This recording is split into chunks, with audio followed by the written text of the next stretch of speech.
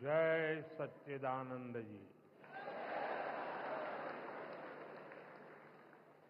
स्वामी विचारपूर्ण आनंद जी महाराज जी,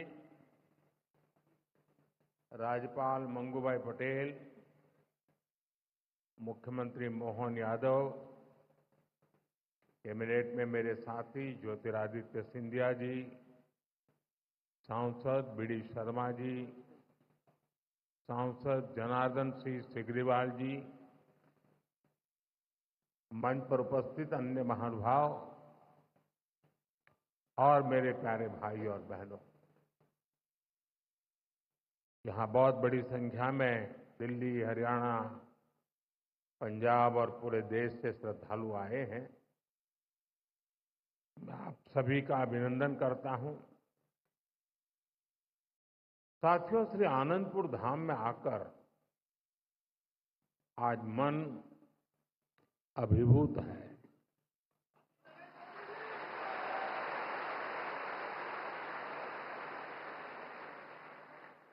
अभी मैंने गुरुजी महाराज के मंदिर में दर्शन किए। वाकई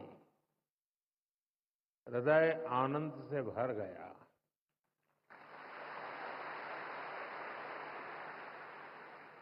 साथियों, जिस भूमि का कण कण संतों की तपस्या से सींचा गया हो, जहां परमार्थ एक परंपरा बन चुका हो, जहां सेवा के संकल्प मानवता के कल्याण का पथ प्रशस्त करते हो, वो धरती साधारण नहीं है।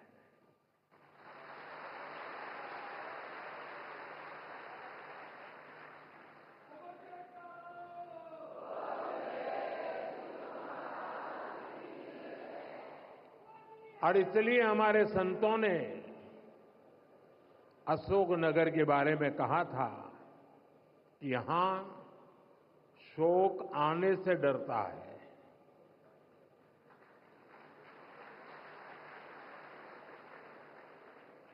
मुझे खुशी है कि आज यहां बैसाखी और श्री गुरु महाराज जी के अवतरण दिवस के उत्सव में मुझे शामिल होने का सौभाग्य मिला है।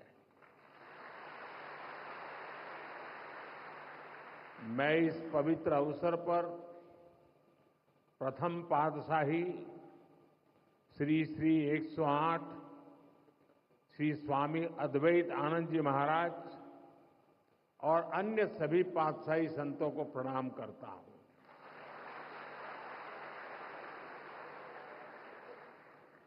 मुझे जानकारी मिली है कि आज ही के दिन 1936 में श्री द्वितीय पातशाह जी को महासमाधि दी गई थी। आज के ही दिन 1964 में श्री तृतीय पातशाही जी निज स्वरूप में लीन हुए थे। मैं इन दोनों सद्गुरु महाराज जी के प्रति श्रद्धा सुमन अर्पित करता हूं। मैं मां जागेश्वरी देवी, मां बीजासन, मां जानकी करीला माता धाम को भी प्रणाम करता हूं और आप सभी को बैसाखी और श्री गुरु महाराज जी के अवतरण उत्सव की बधाई देता हूं।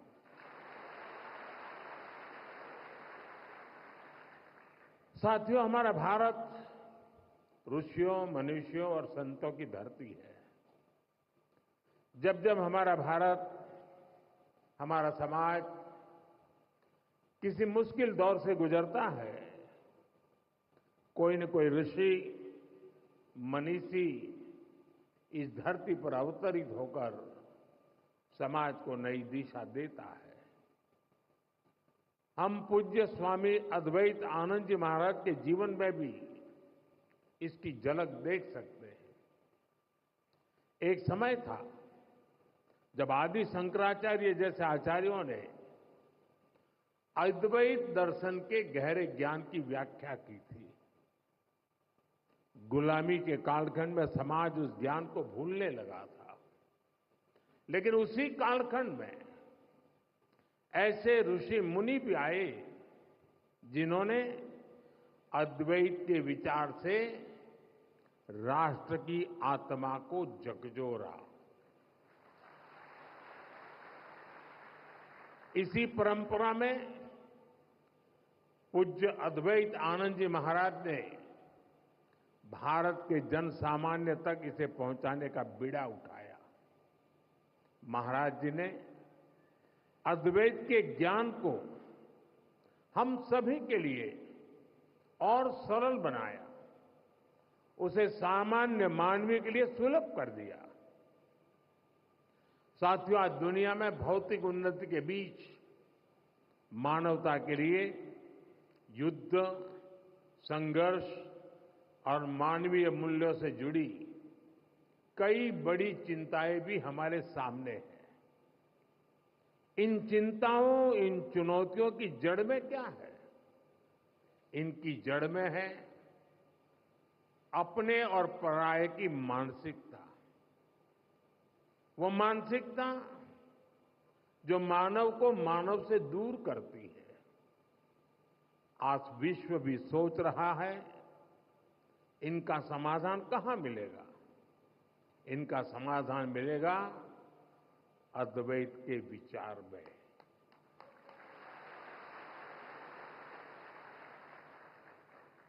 अद्वैत यानी जहां कोई द्वैत नहीं है।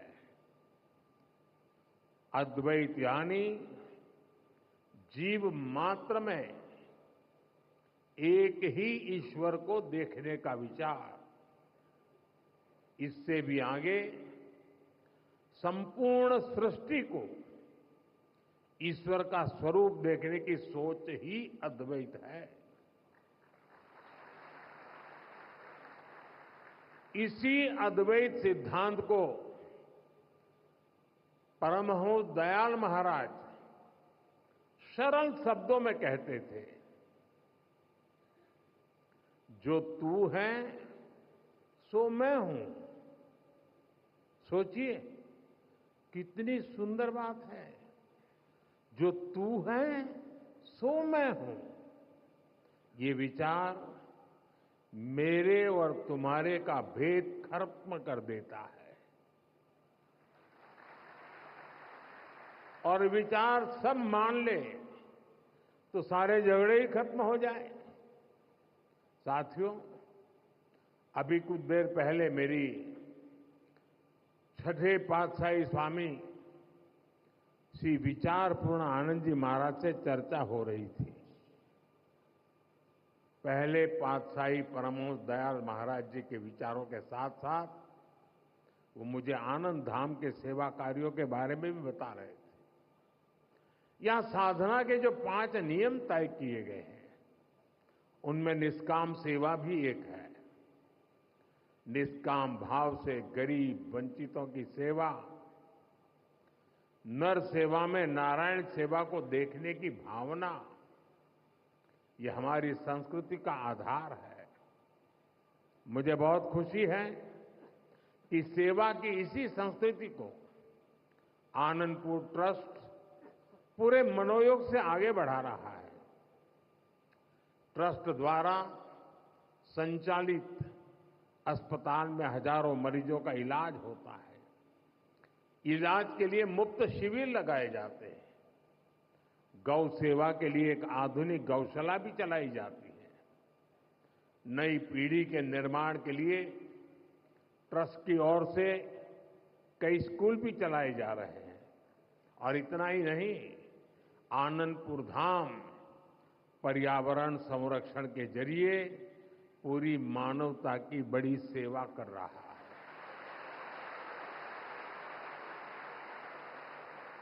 मुझे बताया गया है आश्रम के अनुयायियों ने हजारों एकड़ बंजर जमीन को हरा भरा बनाया है।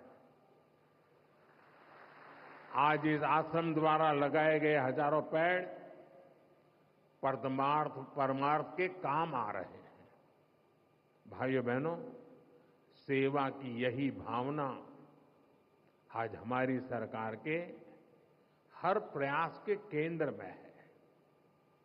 आज हर जरूरतमंद प्रधानमंत्री गरीब कल्याण अन्न योजना के कारण खाने की चिंता से मुक्त है। आज हर गरीब और बुजुर्ग आयुष्मान योजना के कारण इलाज की चिंता से मुक्त है। आज हर गरीब पीएम आवास योजना के कारण अपने पक्के घर की चिंता से मुक्त हो रहा है। आज जल जीवन मिशन योजना के कारण गांव-गांव में पानी की समस्या का समाधान हो रहा है। देश में रिकॉर्ड संख्या में नए एम्स, आईआईटीज और आईआईएम्स खुल रहे हैं। गरीब से गरीब वर्ग के बच्चों के सपने साकार हो पा रहे हैं। हमारा पर्यावरण स्वच्छ हो,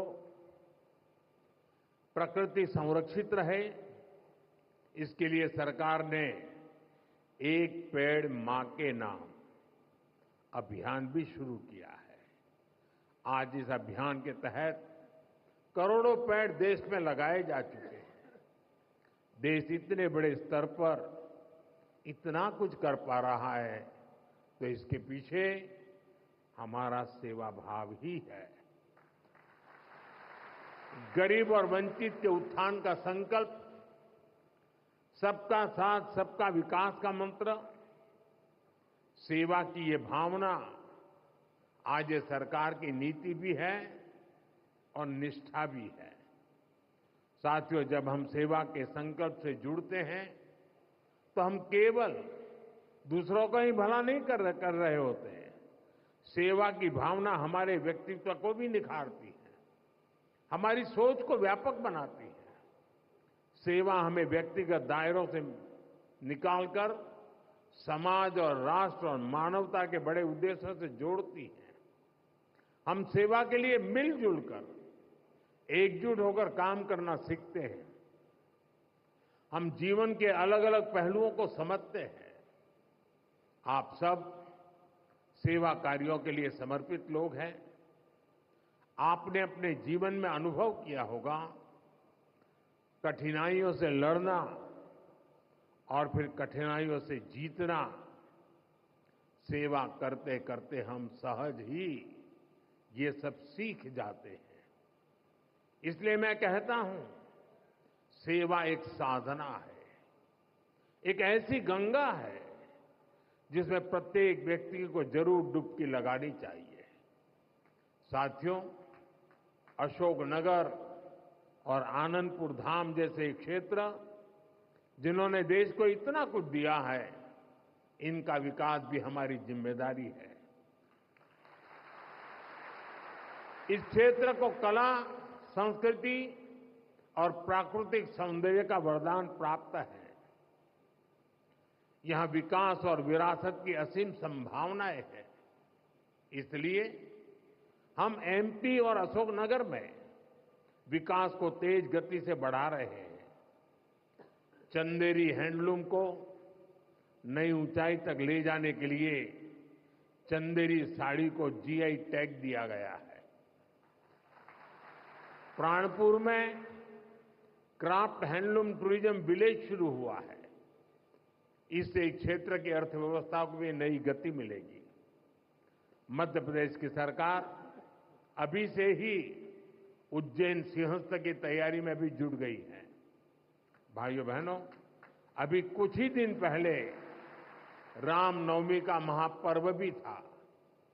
हम देश में राम वन गमन पथ का विकास कर रहे हैं। इस राम वन गमन पथ का एक अहम हिस्सा मध्य प्रदेश से होकर गुजरेगा और हमारा एमपी पहले से ही अजब और गजब है। इन कार्यों से उसकी पहचान और मजबूत होगी। साथियों, देश ने 2047 तक विकसित भारत बनने का लक्ष्य तय किया है। हमें पूरा विश्वास है कि ये लक्ष्य हम जरूर हासिल करेंगे। लेकिन इस यात्रा में हमें कुछ महत्वपूर्ण बातों को हमेशा ध्यान में रखना है। हम देखते हैं दुनिया के कई देश विकास यात्रा में अपनी संस्कृति से कट गए, उन्होंने अपनी परंपराएं भुला दी। भारत में हमें अपनी पुरातन संस्कृति को संरक्षित करके रखना है। हमें ध्यान रखना है भारत जैसे देश में हमारी संस्कृति केवल हमारी पहचान से ही नहीं जुड़ी है, हमारी संस्कृति ही हमारे सामर्थ्य को मजबूती देती है। मुझे खुशी है कि आनंदपुर धाम ट्रस्ट इस दिशा में अनेक कार्य करता आ रहा है। मुझे विश्वास है आनंदपुर धाम की सेवा कार्य विकसित भारत के संकल्प को नई ऊर्जा से आगे बढ़ाएंगे। एक बार फिर आप सभी को बैसाखी और श्री गुरु महाराज जी के अवतरण उत्सव की बहुत बहुत बधाई देता हूं। बहुत बहुत बधाई। जय श्री सच्चिदानंद।